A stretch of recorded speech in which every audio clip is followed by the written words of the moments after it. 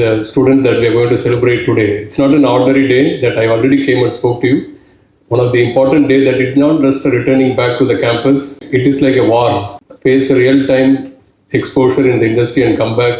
All our faculty members, the teachers here, your first year, second year, third year teachers and all hotel management faculty, all the teachers feel very proud and happy to welcome you back to the campus.